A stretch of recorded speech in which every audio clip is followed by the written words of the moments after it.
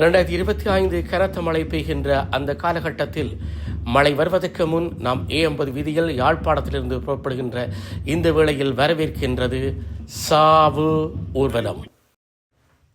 கண்டிக்கு வந்த அந்த நள்ளிரவு வேளை, அந்த பசுமையான அந்த அழகினை, அந்த மலை பிரதேசத்தை ரசிப்போமா?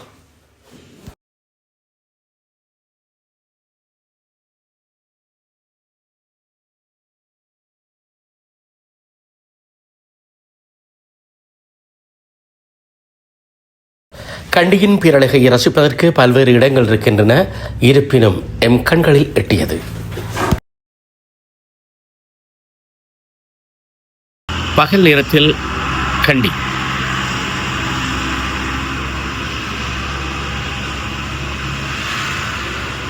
சுற்றிவர தங்குமிட வசதிகள்,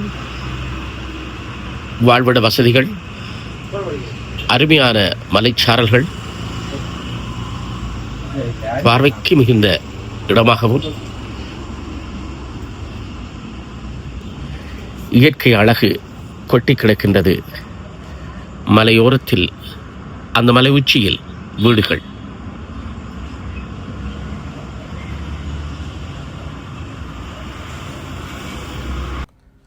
மலையங்களில் வாழ்பவர்கள் தாம் கண்டியில் வாழ்கின்றோம் என்றால் பெருமையாக கூறிக்கொள்வார்கள்.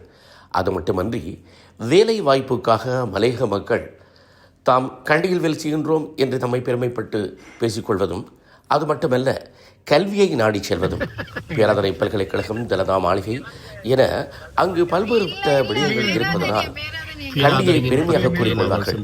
அது மட்டுமன்றி இலங்கையில் வேறு வேறு திக்கெங்கும் வாழ்பவர்களும் கூட கண்டியிலே கற்கச் செல்கின்றோம் அல்லது கண்டியிலே வாழ்ந்தோம் என்று கூறுவது ஒரு பெருமையான விடயம். இந்த கண்களை பறிக்கும் கண்டியை ரசித்து பாருங்கள்.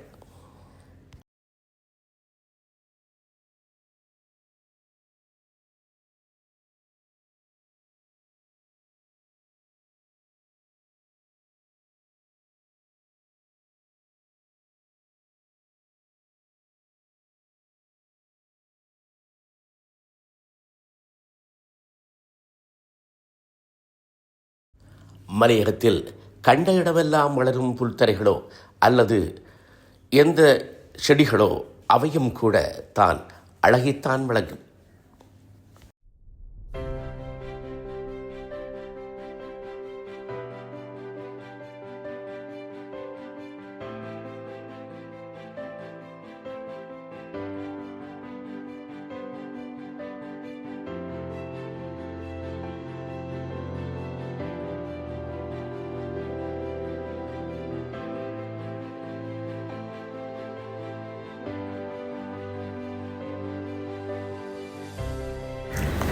இந்த அழகிய மலையகத்தில் வண்டிகள் திரும்புகின்ற அந்த ஓரங்கள் யாவற்றிலும் பலர் பூக்களை விற்பதற்கு காத்திருப்பார்கள். அது மட்டுமன்றி சின்ன சிறிய அங்காடிகள் அல்லது உணவகங்கள் கூட அங்கு இருப்பது வழக்கம். நாமும் உண்டு கழித்து மிக மகிழ்ச்சியாக நுவரெலியாவை நோக்கி செல்கின்றோம்.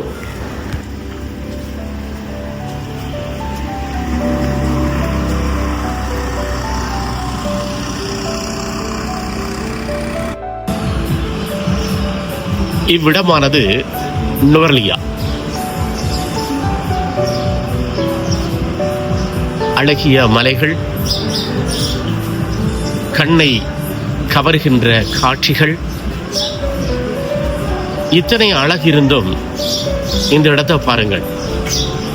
இந்த நுவரெலியாவில் இந்த முதலாம் மாடியில் நிறைய கடைகள் இருக்கிற இடத்துல இந்த மின்சார கட்டணங்களை விதிக்கின்ற இந்த இடத்தை பாருங்கள்.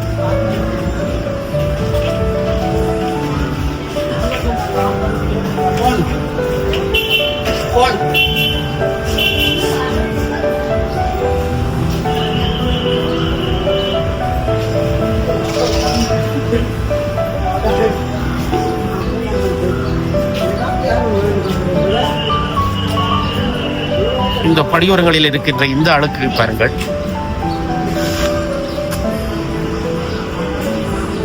சிறு பிள்ளைகளை எல்லாம் இவ்விடத்திற்கு அழைத்து வருவார்கள். இவ்விடங்கள் இருக்கின்ற அழுக்குகளை தூய்மையாக்குவது யார்? மக்களால் அழுக்கான இடத்தை மக்கள் அழுக்காகாமல் காப்பாற்றப்பட வேண்டும். ஆனால் இயல்பாகவே தூசிகள் அடங்கிய இடங்களை யார் தூய்மையாக்குவது?